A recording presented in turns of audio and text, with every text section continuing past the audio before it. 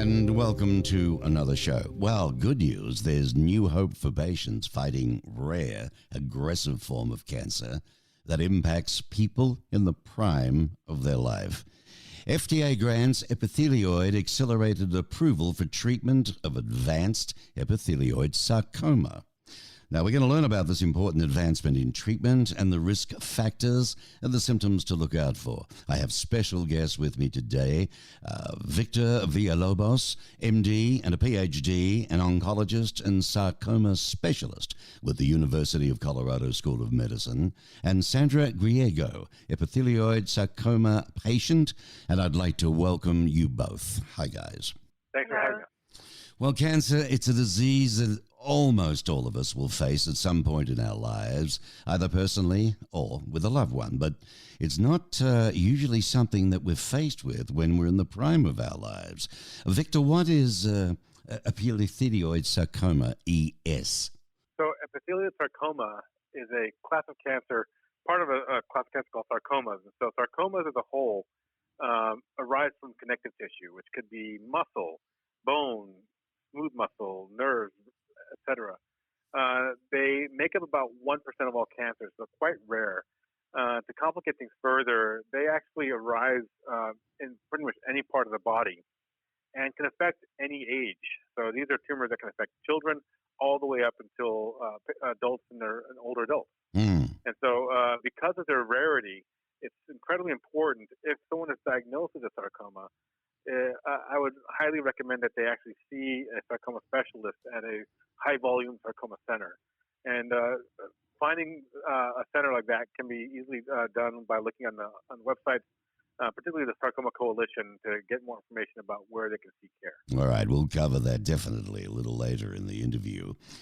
20 to 40s, young adults. Until now, there have been no treatments specifically for this rare type of cancer. Is that right, doctor?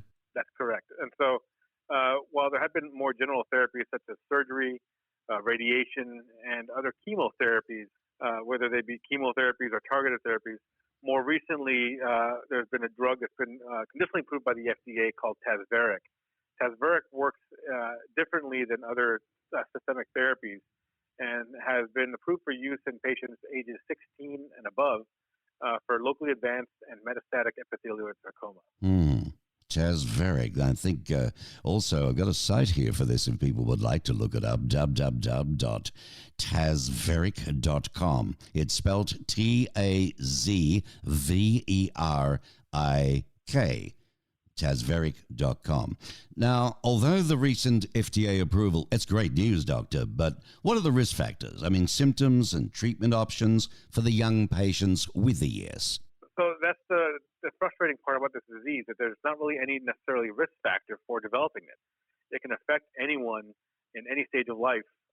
While it does more frequently affect younger patients, it can affect older patients as well, and they can arise in different spots. And so usually patients will present with a new lump or a bump or a mass that is growing and may or may not cause pain. And so in that situation, it's incredibly important for the patient to actually seek care locally, and if they are diagnosed with a sarcoma, to seek care at a specialized sarcoma center.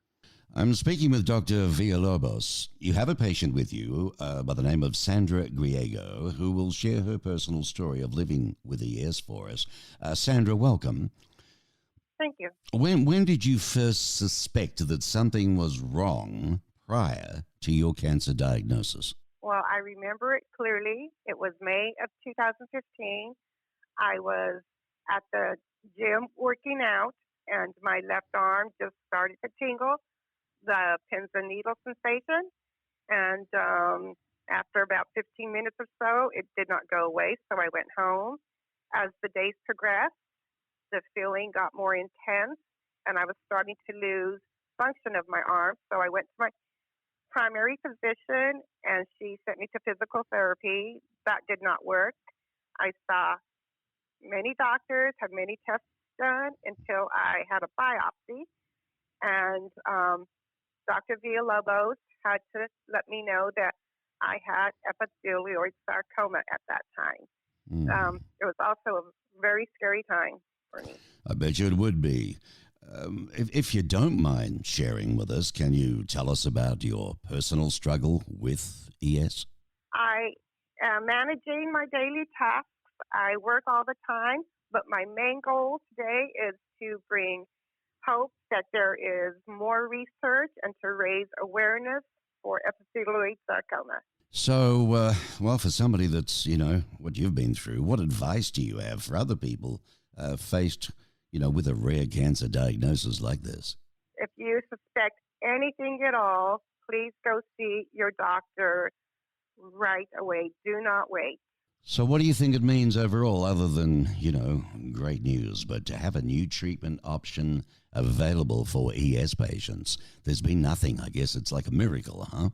I think it's always very exciting to have a new drug option for patients. I think there are confirmatory studies going on right now for this particular drug, but we're excited about new clinical therapies that are being developed every day and are available at these major centers for developing these treatments for sarcoma in general. Doctor, who's at risk for developing ES? It could be anyone. There's really there's nothing that someone is doing that increases their risk, and so it's not necessarily associated with smoking or any other exposure. So really, that's the frustrating part of this. Is there's not always something you can do to prevent it. I think we touched on it earlier, maybe a lump or something, but how is it diagnosed? Usually patients present with a growing lump or a mass. It can arise, again, from extremities, from your trunk. Usually if something is changing or growing, and particularly if it's causing pain, those are the big warning signs that someone should seek care.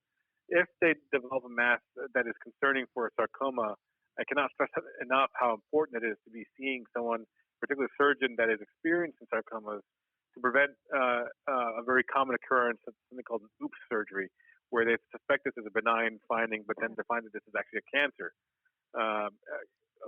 Getting to a point where you can actually see someone that's very experienced can increase the rates of cure. And also being seen in a center that has a lot of volume and expertise increases the chances you may be eligible for certain clinical studies to kind of advance our understanding and the treatment options for these patients with these very rare diseases. Well, Dr. Villalobos, you're a medical oncologist and you specialize in the treatment and management of soft tissue and bone sarcomas. Clinical research, you focus on the development and participation in clinical trials for the treatment. Correct. So, you must be pretty excited when something comes along, you get a win, look at the good you're doing. You're the director. Absolutely. Yeah, exciting for you. You were the director, are you not, of the Sarcoma Medical Oncology and Assistant Professor of Medicine Medical Oncology at the University of Colorado School of Medicine. Is that right? That's correct. Anytime there's a new drug that's become available for patients, it's always exciting, and I think it furthers our enthusiasm for more research into these rare diseases. Now, your patient that was with you, we've been chatting with Sandra Griego. Now, she first noticed something was wrong when she lost the use of her left arm. Now, this impacted her job as a daycare provider for young children, and she was diagnosed at stage 3. This is this rare cancer. Heck of a name, epithelioid, right? Correct. And she lives in the greater Denver area. So what would have happened if Sandra just went along with this and didn't do anything over a period of given time? With any cancer, it's really important to get treatment early. What's the reality of the situation, Sandra's story is not uncommon. These tumors, because of their rarity and because of the fact that, frankly, 99% of any lumps and bumps on the body are frequently benign. And so they're often not necessarily thought of as cancers until they have gotten to a larger size or continue to grow. I got to be honest, in my clinic, I've seen tumors and patients coming with tumors that are 55, 60 centimeters large. And that's partly because of the nature of how sarcomas behave. As opposed to other cancers like carcinomas, sarcomas tend to kind of push things out of the way and not necessarily cause a whole lot of symptoms. And so patients can actually present quite late in the disease process. So that's why any concern of a new mass or a new lump or bump should be really evaluated by the patient's physician as early as possible. Early as possible. So it's not being paranoid. It's being safe, being sensible, really, isn't it? Being proactive. Proactive, yeah, that's the word I was looking for. So now anybody can go visit for more information on sarcoma, Doctor, this sarcomacoalition.org. Tell us a little about that.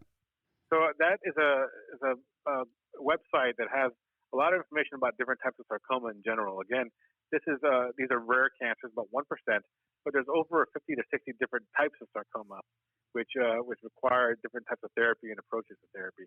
And so that's why it's so important to get in with a group that actually sees these tumors and has options, including clinical trials, to treat these. Importantly, these groups also have a coalition of physicians, a team of physicians that actually can provide a multidisciplinary approach to optimize the treatments and cures of these patients. And there's actually data and studies showing that patients treated at sarcoma centers tend to have better outcomes. They tend to live longer and do better.